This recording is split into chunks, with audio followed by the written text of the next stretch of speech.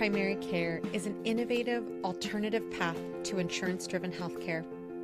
Typically, a patient pays their doctor a low monthly membership and, in return, builds a lasting relationship with their doctor and has their doctor available at their fingertips. Welcome to the My DPC Story podcast, where each week you will hear the ever-so-relatable stories shared by physicians who have chosen to practice medicine in their individual communities through the direct primary care model. I'm your host, Maryal Concepcion, family physician, DPC owner, and former fee-for-service doctor. I hope you enjoy today's episode and come away feeling inspired about the future of patient care, direct primary care.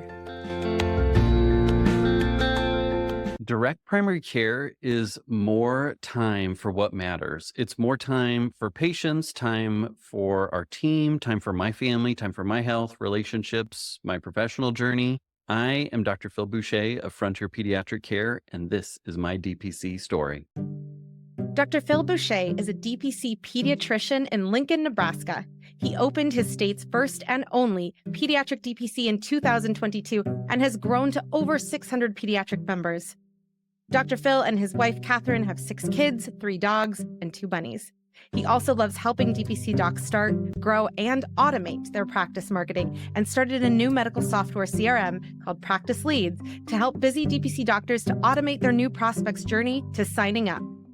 Thank you so much for tuning in today. Find out more about DPC, including resources, discounts, my favorite tech tools, books, and more at mydpcstory.com. The mapper has been updated so you can look for practices by specialty. Follow us on your social media platforms at our handle at My DPC Story, and be sure to subscribe to our newsletter and, of course, the podcast feed so you won't miss when the next episode drops. If you're also new to the podcast, check out the blog accompanying Dr. Boucher's episode at mydpcstory.com. With that, I am so excited to welcome our guest. Welcome to the podcast, Dr. Boucher.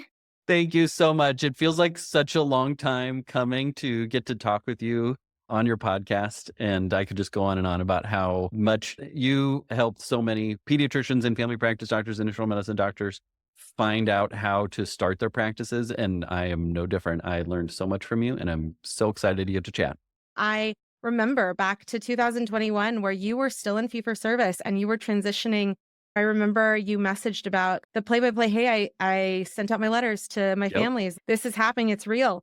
And you had quite a crazy practice where you went from nearly 3,000 patients to here's my letter, folks. I'm doing DPC. So let's start there. What does nearly 3,000 patients mean to a doctor? And what does that look like on the day-to-day? I mean, back then it would be anywhere from like 20 to 30 patients per day. So I don't know what the numerical math is. I won't try and do that live here. But it was 20 to 30 patients per day. And then there was an overflow. So we had PAs and nurse practitioners that were also seeing patients when our schedules were full. And it just was run. I mean, I was one that pioneered having a scribe so that I could just go faster and see more patients and keep my documentation. Like I had a scribe, he just graduated. My very first scribe was with me for 3 years. He probably saw 12,000 visits with me. So it was like such a fun medical experience for him. And we keep in touch. He just had a baby. He's an internal medicine intern right now, like seeing him go through that progress. But that takes me back to the days of I have to chart so efficiently, which means I have to have a person that wheels a little cart into the room with me so that he can document as we go. And I have a wave schedule where instead of seeing 4 patients per hour, if we have them show up at specific times, and I can actually squeeze a 5th patient in every hour. And so to go from that to DPC has just been an amazing journey. It's taken a lot for me to like slow down the pace of my clinic speed because I'm not in a hurry. It is so true, especially for those of us who have already transitioned to DPC. It's such an interesting place to be in when you're like, oh, like I don't actually have to do this anymore. Like I don't have to send the referral. I can actually talk to the patients and figure out more things just based on their history that they're sharing because they have the time to do it. So let me ask you there though, because we expect 5 to 10% of existing practices to transition to DPC. But for you, you're a pediatrician. Pediatricians are so invaluable as a mom to be a successful pediatrician. I'm sure that a lot of that has to do with relatability and the level of comfort that you feel and trust that you have with your doctor. So can you talk to us about how you even approach that? Because you had so many all in one day, you had the person with the cart going with you. Like, how did you balance this is what I went into medicine to do, Right. even before you transitioned to DPC. I mean, I think there's lots of ways to be relatable in that quick period of time. And that was something that I was always teach students is like, there's studies that show that if you sit down, people think that you spend more time with them. And so even using like little hacks like that to make it you feel more relatable, we would have on the charts like the mom's name, the dad's name, the sibling's name, the dog's name, those sorts of things. So you can remember that. Now we just remember those things because we have enough time and have so little patience to keep track of by comparison that it's easy to know the kids' names and where they go to school and the dog's name and all those sorts of things. But I think it's hard to feel like when you are seeing patients at that pace, that you're able to create those lasting connections and to understand where patients and their parents are coming from when it comes to the things that they're coming in for, because you don't know all of the context because you only have 11 to 12 minutes with them before you have to get on to the next one. It's hard to have those in-depth conversations. And I just found that over and over again, that really, when I was making a difference, it was in those really, I understand the context of your family and what you're facing and why you're concerned about this. And here's what I think that we should do based on those circumstances that if it was just a fly in, fly out, we would never have the time to talk through. And especially when I have loved, and I think you and Dr. Deanna Barry said this on a podcast that you were on. It's so amazing to think about the pediatrician is actually not the doctor you go to when you're sick. The pediatrician is the doctor you go to toss, like, how is my kid's development? Can we do anything Right. preventatively, knowing the mental health family history before this kid was born or whatever it is?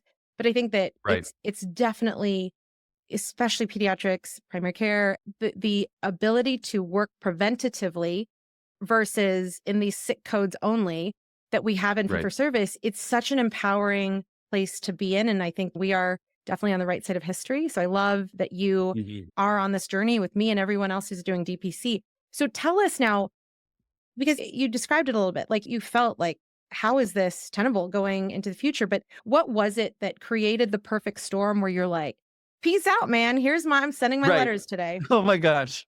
It was a perfect storm. I mean, I had kind of had inklings for a long time. I've been a podcast listener from the days when you had to plug in your old iPhone with all the little pins on the thing, and then you had to drag the podcast episodes from iTunes to the iPod and let go, and then hope that they made it across there, and then you'd have them on your little clickwheel iPad. So I've always been a big podcast listener, and actually your podcast, because I just found you through Facebook and all those sorts of things. And then there's a podcast called Healthcare Americana. Like those, I was just listening to podcasts. I was like, wait, this kind of makes sense. And wait, maybe this is more doable than I was thinking. And I kind of had a glimmer of that before the pandemic with why are we pulling kids out of school to do these ADHD visits when we could just do it virtually? And I actually I like piloted virtual ADHD visits with families before the pandemic, before everybody was on telehealth visits.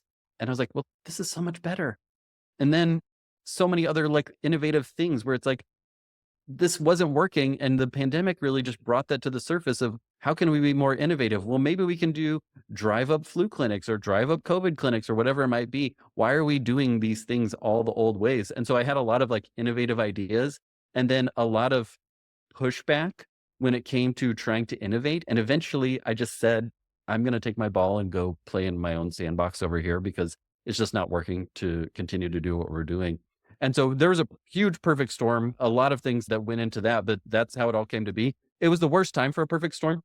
I turned in my letter to my practice that I was leaving 2 weeks before we were having our sixth child, who was a planned preterm birth, C-section, because of some pregnancy complications. And then 4 months before we were done building our house and moving into a brand new home.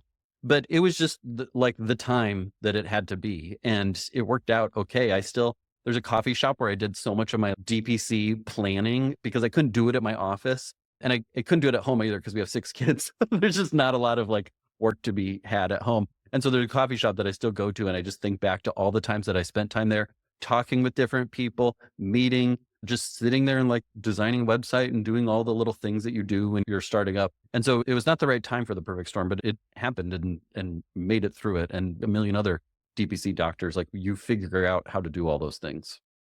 So reminder to the listeners, especially if you're new and you don't know this, I went to Nebraska for medical school. I went to Creighton, not UNMC. But anybody who is understanding of Nebraska culture at all will understand this. Go Big Red. You just did it, man, because that's the Yep. only way to do it in Nebraska. And I love that.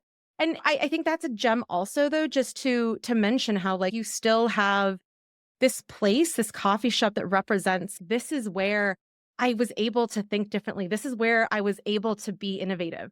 I've been to the Elephant Cafe, I can't remember the exact name, but where J.K. Rowling wrote Harry Potter. And it's magical just to be in the foundational place where a DPC is born. And that doesn't have to be in a cafe. It could be in your living room. Right. But I think Right. if you are out there and you are doing that, you are doing the dreaming and the planning for your DPC, take those freaking pictures, get your social media stuff already ready. And we're going to talk Totally. about why I'm saying that in particular for you, but you literally can use those pieces of, I feel like absolute crap today. I don't know what I'm doing. I don't know why I'm doing this. And then that can literally be your own personal reminder of this is the right thing. Like I am on the right side of history. I'm doing what's right for me and my family and my future. And that is what definitely Dr. Boucher and I have. So you went from this place of, okay, like I am trying, but I can't do it in this model. How Mhm. else can I do it? Because you had 6 kids, because your house wasn't finished, because you were already a very established person with so many patients in a fee-for-service practice. Did you have any hesitancies that were pulling you back into the fee-for-service world? Or were you just seriously like, go Big Red, like I'm doing this, peace out, not looking back? I don't even think I really considered it at the time. I mean, I've had like flashes since then of just, what if I just did fee for service? And then it takes like 5 seconds to snap out of that. But I don't even really think I considered it at that time of maybe the other thing is that I could open my own solo fee for service practice because of how the volume was and how the number of patients would have been in a fee for service model. Like I knew it would just be getting in over my head all by myself. And so that I didn't really consider that at the time. I didn't tell anybody when I was leaving that I was starting a DPC. Like that was not common knowledge before my letter went out that had the website, that then on the website they could find that information out. Like nobody knew that because I didn't want to be told, well, you can't do that. Or also like that doesn't fly with us. We're not okay with that. And so I kept it a secret and a surprise and was just building in the background all of those things. And like you said, kind of like there's the memories at that coffee shop. This is where the DPC was born. And when I go there, I still get they have really good scotcheroos. I don't know if you probably remember scotcheroos. I don't know if those are a thing in the rest of the country, but those are still lasting memories of mine that I get to hold on to of here's where I went and here's what I did and here's how I built my practice. And I didn't even really consider at that time any other way and still wouldn't consider doing it any other way. And even when I'm having those difficult moments in the DPC world, I'm never like, I'm just going to pull the trigger and switch back over to fee for service because all of the hassles that we talk about ad nauseum that would result in making that switch back.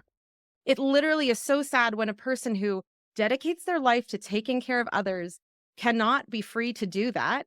And you would rather have a different service job outside of medicine, anything else that allows you to just be you and to be able to relate to people as you need to. And most of the time, that requires time. We think about everyone has had an amazing customer service experience. And you think about what those things are. And one of the things that you mentioned is just the ability to be relatable. And like Right. your ability to be relatable just exponentially changes when you're able to have the time you need with people. So Totally. when you were transitioning out of fee for service, when you were like already planning your DPC, did you ever consider having a consultant build your practice and you walk in? Did you go, oh yeah, I am looking for a particular space and Right. could I join a primary care doctor's DPC as a pediatrician? Or did you only think about my practice, my building, my way, not going to have any ties to anything, but I'm doing it all?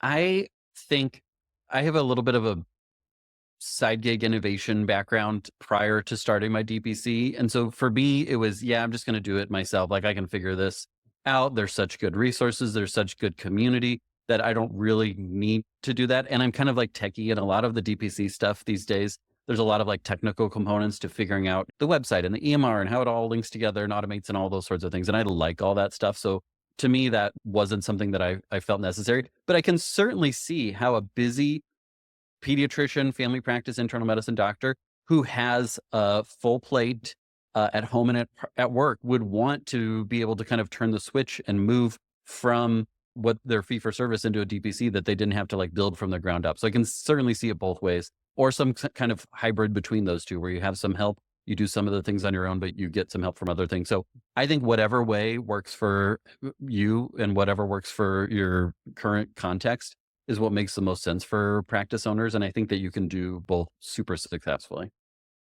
Yeah, and that's the beauty of DPC is literally there's only one you and there's only one of your DPCs. So Yep. it's and yes, there's people who will have MSOs doing DPC, but in terms of when I say you, like you have your panel of patients and you know them just like you talked about, like Right. 600 is way less than 3,000. Mm. And if you're able to know them to the point of I know you and your sister and your mom and your grandma because everyone I've seen and met in person at this clinic or virtually whatever, but it's quite incredible how when you craft your clinic the way you need it to be crafted, it impacts everything else. What tech you choose, how you market, who you market to, everything. For So sure. let's talk about crafting your DPC. You had to pick a name. So how did you land on your name?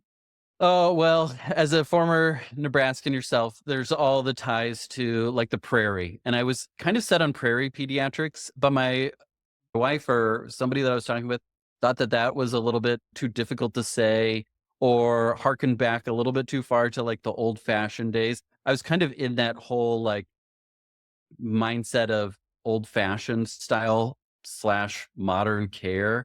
And so prairie was on the list. Pioneer was on the list, but that also kind of harkened back too far. And then I was driving by down the street where the clinic that I was at used to be at.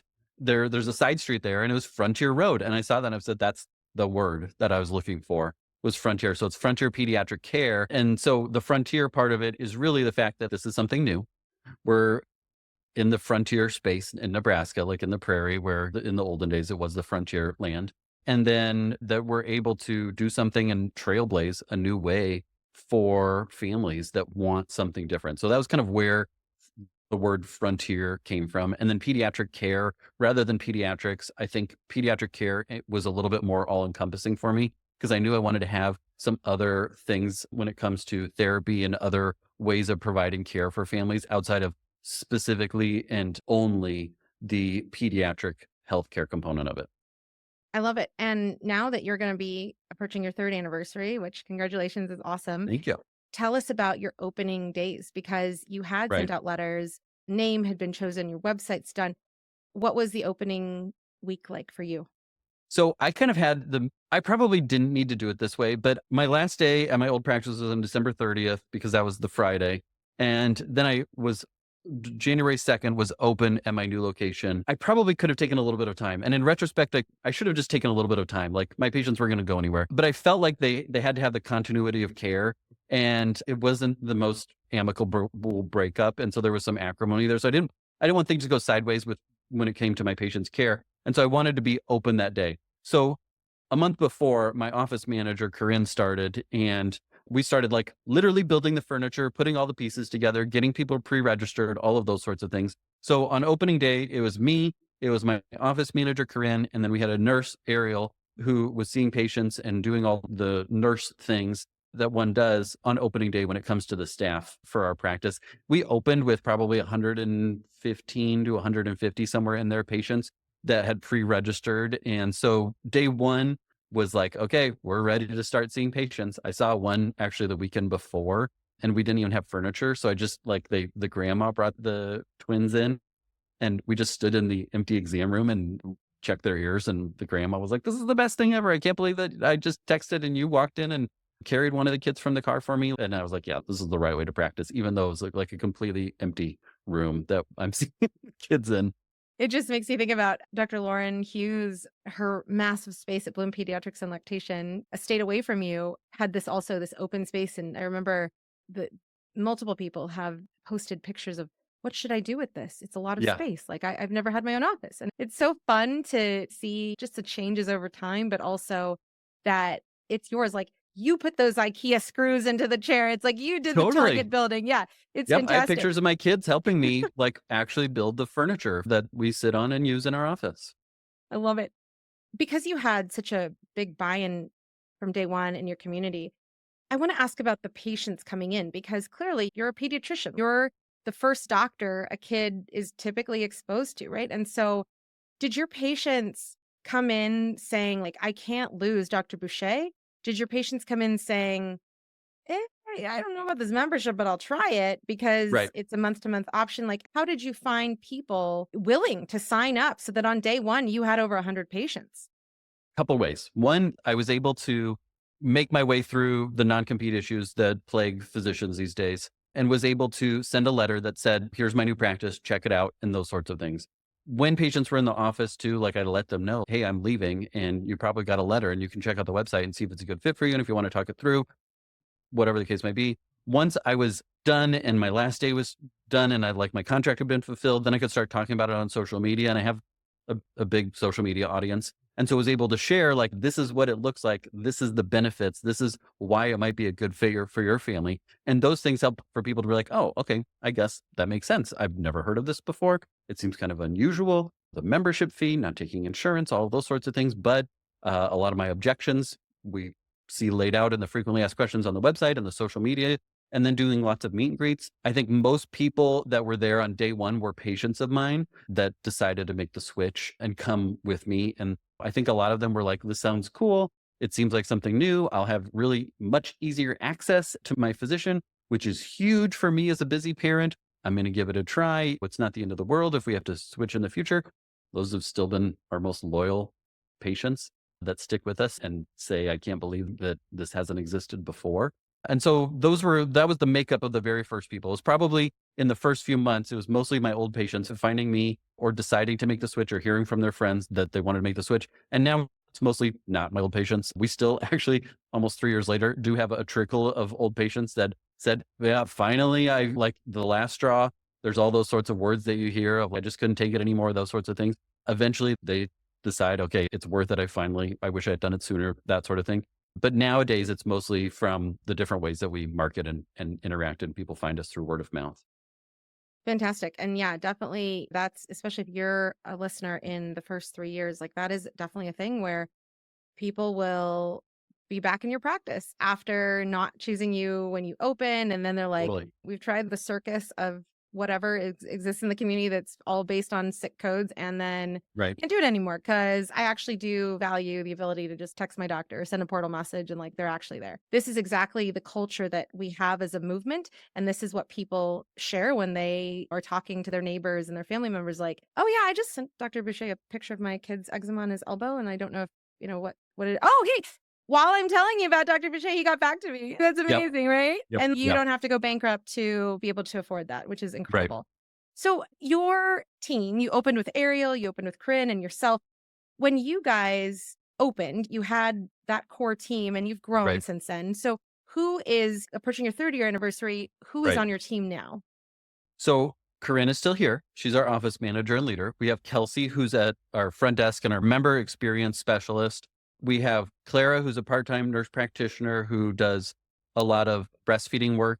She does primary care. She was from the pediatric ER before, and she does a lot of mental health work too. And then we have Lindsay, who's a PA, who's in our office and came from the allergist office in town. So she has lots of allergy experience, which has been fantastic to have. And she's getting her CLC as well because she wants to do more breastfeeding work.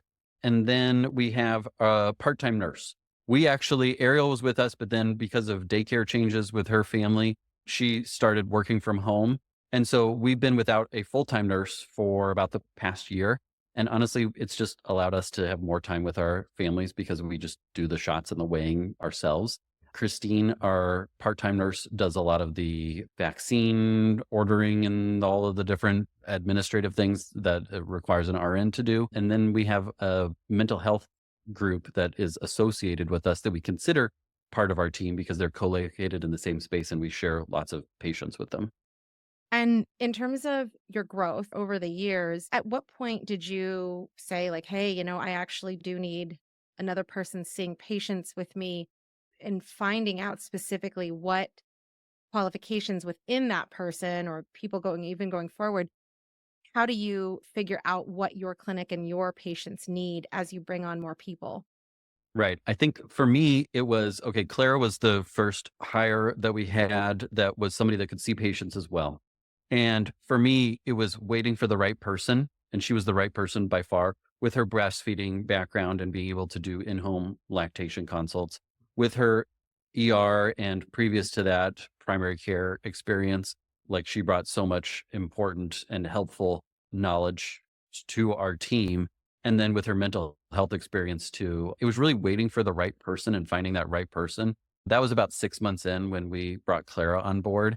And then as we've continued to grow, we have found, okay, we need Kelsey at the front desk because we have patients coming in and Corinne can't do all of the office administrative work because she's constantly getting pulled. And Kelsey is a former Montessori teacher. She knows tons of people in the community. She's like the best first face when people walk in because she's so excited to see and help everybody. Those are the ways that we added was really based on the person rather than we had this specific need. And that's allowed us to morph too. Not having an RN full time anymore was a change, but we've been able to adapt to that because we have the time to take on those roles and figure out how we can make sure that all the duties are being shared amongst the team. And because you have a team of people who are working with you and keeping the patient's care going as an extension of your own doctoring, how did you bring these people on in terms of, did you offer W-2s up front? Did you do 1099s? Did you do internships? How did everybody come on contractually? Everyone has been W-2s. Yep. And financially, because I'm sure there's people out there who are like, what? What did I just hear? How did you do that financially?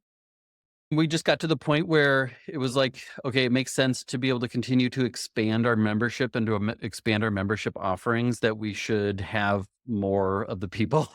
I guess is the best way to answer that is that we made sure that financially it made sense. And then we said, okay, if we add this person, how will this affect our ability to keep growing and also our incoming revenue? And if we're adding people that can see patients or have specific skill sets, then that's going to generate revenue in and of itself that will offset the cost of having people that can support the clinicians and the patients to grow. So I think it's both a complicated calculus and a simple calculus. It's complicated in, well, how much do we feel like this person is going to add from a financial revenue generator versus a cost perspective? But then at the end of the day, it's also, okay, we can't grow if we don't add to our team and we want to grow. Amazing. And just so relatable. And also, it just harkens back to when you have a DPC practice and it's membership based, you can predict what you're going to make in September, in October, in Totally. November. And it is so nice that you don't have to put into that equation, okay, and I know I've said this in the podcast and I continue to be snarky about this, but if CMS raises the rates for this, Right. I will get more or less if they change it and lower the rates per reimbursement based on this code. So that goes away. You literally can just be like, 100 patients, this much per month, Yeah. this many patients. It's really simple. It's amazing. And yes, overhead, fine, but these are predictable things versus the unpredictability of when you don't have control over what your fees are even, right? Now, with the mindset of we want to grow our practice, we have the team that we're building along the way to be able to meet our patients' needs, provide amazing care, as well as grow the practice. You have had, like you mentioned, a very strong following on social media as you've continued. But bring us back to those days of when you didn't necessarily have the freedom to just go crazy on social media and post whatever you wanted to and what you needed Right. to. How did you have a workaround for that in terms of like, did you bank videos and then plan them to be released when you could be free to do social media? How did you cope with the restrictions that you were facing? I think I like creating, like, that's a way for me to share and to fill my bucket. And so there's definitely okay, I can't post on social media right now because of the fact that I'm leaving my practice, but I can work and create things that are going to be evergreen. They're going to work in a year from now. And so they're going to work when I'm able to share again. And I can really craft those messages in a way that resonates. And I think that for physicians that are out there thinking, okay, I want to leave, but I want people to be able to find me, having an active social media presence before you ever put in your letter of resignation is a great way to do that. And it's not follow me so that you know where I go. It's follow me so that you can get good, helpful information. And then when I do go, and even if I can't keep up the conversation, you'll know where to find me because you already follow me and you already got lots of good information from me. So way before I ever considered leaving, I was creating on social media to educate parents about pediatric health stuff and parenting stuff. And so when then I had to push pause, the natural thing was, well, where did he go? And then when I was able to start again, I was like, oh, there he is. Okay, got it. Oh, he's got a new clinic. So it was really easy to make that transition. And it was really helpful. And I always tell there's a lot of physicians out there that are like 2 years away from leaving and starting their DPC. Get on right now. Just talk on about educational stuff because your patients want to know about GLP-1s. They want to know about influenza. They want to know about COVID. They want to know about starting solid foods or potty training or whatever it is. Your patients are out there wanting to know those things, and you can just provide that good information. And then when it's time for you to leave, they'll know where to go look. They'll say, hey, I was seeing him talking about potty training. I need to go find him again. What's he doing? Oh, he's got this new clinic. Super easy way to really quickly have people find you, especially with all the restrictions that can come in when it comes to actually talking with patients about where you're going. And that is definitely a journey that some of us have faced. You can listen to different ways that people have left their practices in fee for Yeah, service. And it's really frustrating that it's like, when did this become a don't pee on my territory situation? Like, it's really totally. sad because it has nothing to do with the patient's care. It's like about you're our patients, even though we don't take good care of you. Doesn't Hmm. make sense to me. So now talking socials, one, I will say absolutely, I agree. Start as early as you can. If you have not yet signed a contract and you are doing fee for service, you are doing an employed position of any sort, definitely make sure that nobody else owns your socials, that you can Right. have your social media platform. But also, when you start early, I love going back to even my first interview for this podcast with Dr. Niti Kapoor in Fayetteville, North Carolina. I'm like, this is my DPC. My tonation was so flat. You get practice the more and more you do Totally. stuff. And so if you practice, and hardly anyone goes down to the bottom of a person's feet if they've had 2 years Right. of social media, but literally it's you also getting to feel like what works for you, what's Right. comfortable, how much time does it take? And Right. you definitely, as a person doing social media, I would love if you can drop some top level tips for people who are in that space of, oh, I didn't think that I needed a social media platform. Right. Cool. I'm open ears. I could see myself doing more. Or for the people who are like, I'd love to do more of it, but I just don't know the details of like, how much time does it take or whatnot? Right. And this is definitely a loaded question because I know you are amazing at marketing and social media. But in terms of for those people in particular, what are like some top 3 tips that you would tell those people who are just getting started in social media in terms Right. of how to do it? How to do it is to answer specific questions and get as granular as you can on the questions because people want to know, especially on social media, really short, tiny snippets of information. And that is all they have the attention span to consume. And so instead of how to start solid foods, which is all sorts of things, I mean, it's actually rather easy, but we make it hard. But instead of how to start solid foods, it's how to start peanut with your child. And so give that really quick thing that you can say in 30 seconds that you say to patients all day long without even thinking about it. Just share those micro pieces of content over and over and over again. And you'll get really good at talking about them because you already know exactly what to say because you say it all day long. And be authentic with the way that you say it. And authentic to me is not the bright lights, backgrounds, perfect settings, and all those sorts of things. It's pulling out your phone and just doing it like this and starting with, are you wondering how to start solid foods? I'm specifically hearing from a lot of people that they're confused about starting peanut. And so that's all you have to do to catch people's attention. And if they see that in the background, you're recording this in your car and there's Cheerios all over the car seat, which I have a car seat and it has a lot of Cheerios in it too.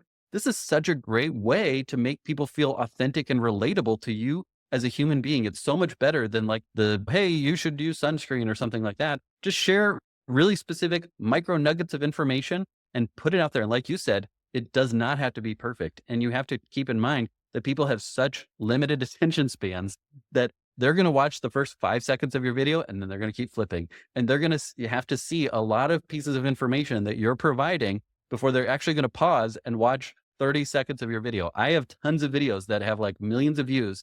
And when I look at the audience retention, even my best videos where I have millions of views, the audience retention is like this. Like it drops off so quickly. So say one really tiny important thing at the beginning and then expect that nobody's going to watch it to the end, even if it's the most brilliant things that you have, which means you can just keep putting out stuff over and over and over again and reusing it so that you can get more bang for your buck and just little micro content. So that was kind of long-winded. Micro content, be authentic, cameras and all the things that set up that make it hard to do. And my experience was the same as yours. Like my very first video is on YouTube and it's how to start peanuts with your baby. And I filmed it in my kitchen. It took probably 3 hours to film a 2-minute video on just give them some peanut butter.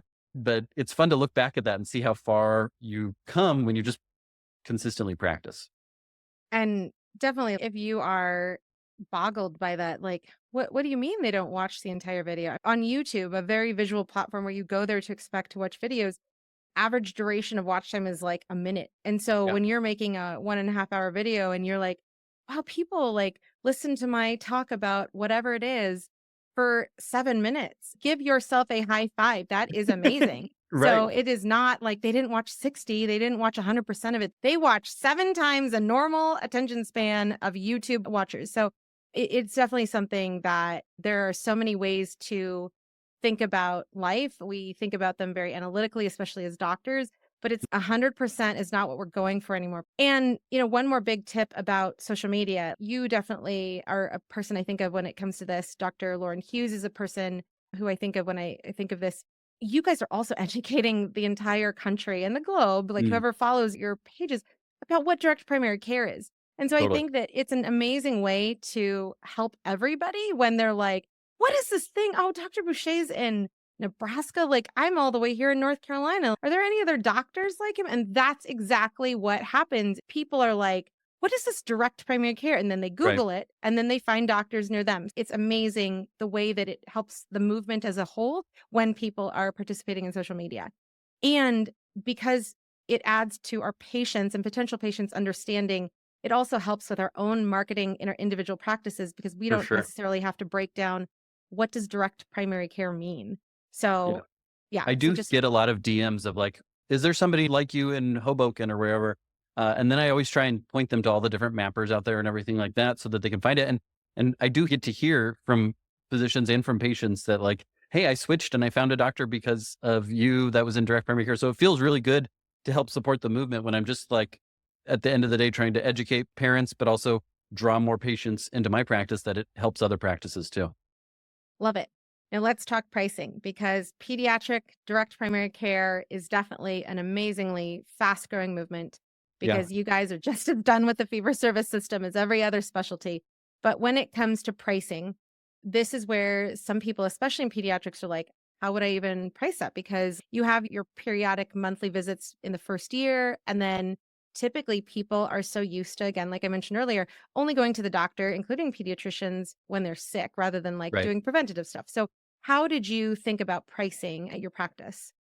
When we were looking at pricing, luckily I was really involved in coding and finance and the books and everything for my entire pediatrician career. And so I had a good sense of what are people actually paying out of pocket on a yearly basis for their pediatric care.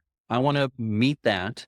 And then I want to add all the other features, the text messaging, the ease of access, the unlimited visits, the small clinic, the booking the appointments online, all those nice features that we can bring to the table in direct primary care as just gravy. And so that was kind of the basis for, okay, what's the average patient? What is the average teacher or nurse or single parent paying on a yearly basis for their pediatric care out of pocket? How can I match that? Because people assume that their healthcare is free as long as they do it at their checkups and you don't ask too many questions because then you'll get the 25 modifier code or something along those lines. So they don't want to pay a lot extra. So it's a lot of educating them on that. And then we set our prices to reflect that. Newborns in the first year of life is the most expensive, and then it gradually tiers down to our school-aged kids. And so newborns are $175 per month. School-aged kids are $85 per month. Everyone else is between there. And that allows us to, as you said, take care of those babies that have a lot of healthcare needs, but also take care of the 6-year-olds and the 16-year-olds who come in very infrequently to make it seem, okay, the math still adds up. Like this is valuable for me to have access to my pediatrician in this way and to have a clinic like this, despite the fact that my 16-year-old doesn't come in all that often. And even with all of this business knowledge of what a patient is expected to pay or is paying in fee for service, it misses sometimes, oh, the amount of money I lost because I had to take off of work to take the kid to the doctor's, Right. or, oh, the medicine that I bought at Rite Aid or CVS that I could have gotten out of my pediatrician's office for like literally 20 cents. Right. Or like the ER visit that I went to when I didn't need to go to the ER because I had no other access and I could Hmm. have just texted my doctor because it's Right. not actually an emergency, but I didn't have any access. So there's so many uncalculated costs that parents, myself included, don't think about until you hear these stories of, do you know that because I'm a member at your practice, I didn't have to go to the ER? Or Right. because I'm a member at your practice, I didn't have to pick up the 4 kids at different daycares or schools all over town to bring them because I didn't have anyone to pick them up after school to make this appointment for the 1 kid. It's Right. just so amazing that it literally direct primary care builds our practices around our patients' needs. And that is individualized for every single community that you and I and everyone else is practicing in. So when we talk about personalizing the services at your practice, you've definitely done that to a T. Tell us about what can a patient expect who is already a member? And then what do you offer that brings new members in? I think for those that are members, I mean, all the typical DPC offerings of the unlimited visits, the ease of access, the online booking, the small clinic feel, like all of those things that we all know. When it comes to non-members, there's a bunch of different things that we've started to offer, and it's really been in response to the needs of the community that have come up. For one, we do some cool things like autism evals, which I never thought that I would get to do, and that's actually probably my favorite thing to do is get to do autism evals in the community. Got training on how to do that and get to do those because there's a huge community need there is around the country for getting autism evals done in a timely manner. We do mental health care for families that want a higher touch mental health access. And so they're kind of sick of just getting the refill visits and refill visits and refill visits and want a little bit more for their child's ADHD, anxiety, depression. They want the ease of access to that comes from sometimes you just need to say, this dose is working well, we're in a good place right now. Can you send in a refill without having us to have take off work and take off school to come in for those visits? So we're able to pair those things together too. Ear piercings is one that we love doing. And we do a lot of ear piercings because it's just something that people know us for and we like doing them. They're fun. It's a good way to offer something to get people and foot traffic into the office, honestly, because then they come in, they see how nice we are, they see how easy it is, they see how they didn't have to wait 45 minutes to get in and get seen and get their care needs taken care of. It just makes for a very fun opportunity to get them into the office. Those are some of the big additional services. We do one-time visits too. We don't do a ton of those because I think a lot of people have just been trained to go to urgent care for those, but we do definitely offer those and make it really easy for people that want to. And a lot of those do end up eventually converting into members because they realize, oh, I was able to get in. I booked my appointment online. It didn't take 45 minutes of waiting before I was able to see the doctor for 2 minutes. They helped me out and then they checked in the next day. And wow, totally different experience. That's primarily why we do that is to help in the community with the need of sick patients, but also to generate the opportunity to share about our practice with people that haven't found us yet or haven't experienced it yet, and then show them what it's like to be a member in our practice. Love it. And just really, again, going back to what is needed and what isn't always delivered as a patient needs, especially with an in-person option. We see so many virtual companies popping up, and that's fine. It works for people, but Right. it is so nice to have a doctor who is there also if you have a cough or just Mhm. a full scope. Clearly, I'm a family doctor. I'm like, yes, we do it all because that's what we love and what we train for. So I love Right. that you have really honed in on what your community can benefit from. Now, when I think about everything that you've shared, you're approaching your 3rd year anniversary. A big question I want to ask is how would you describe how DPC has truly changed your life now that you're almost 3 years into this journey? I think time is the biggest thing for me that's really changed. It's the number one thing for physicians in general that they say they don't have enough of. And so for me, time is time with my patients, as we've talked about, like having the time to talk through, to get to know them, to add on the other child that actually is the one that they have concerns about when they come in for their 2 month well child check, but they really want to talk about their toddler that's having a lot of difficult moments with the new baby at home. Having time for our patients, having time for our staff and our team. Like we get to meet every morning as a team. We huddle, we talk through the patients, we talk about our lives and all the other things that are going on.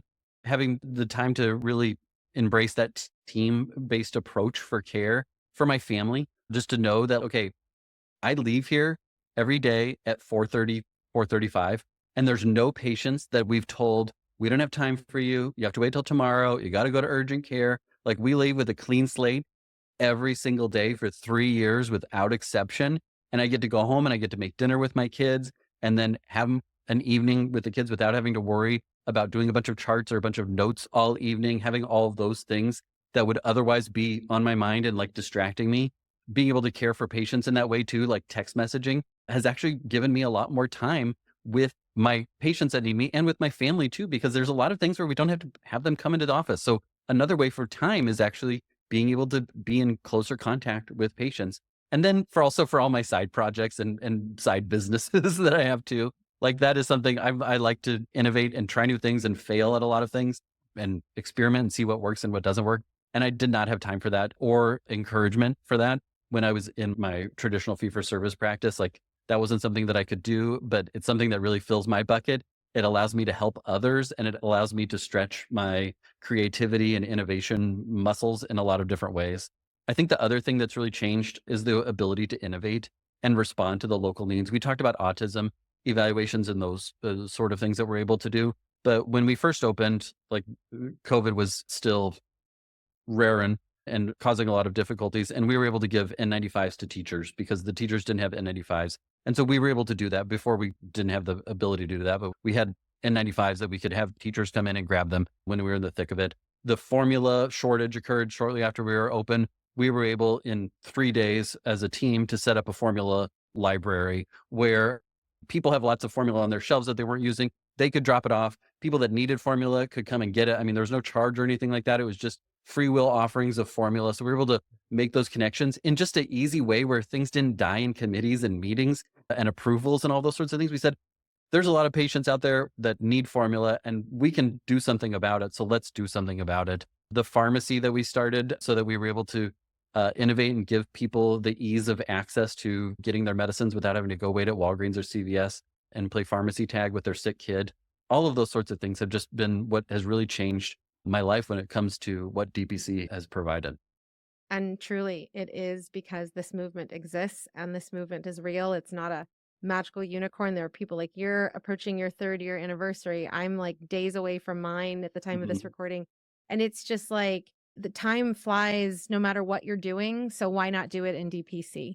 Amen. So let's hear your next 3 years. What do you see happening at your DPC?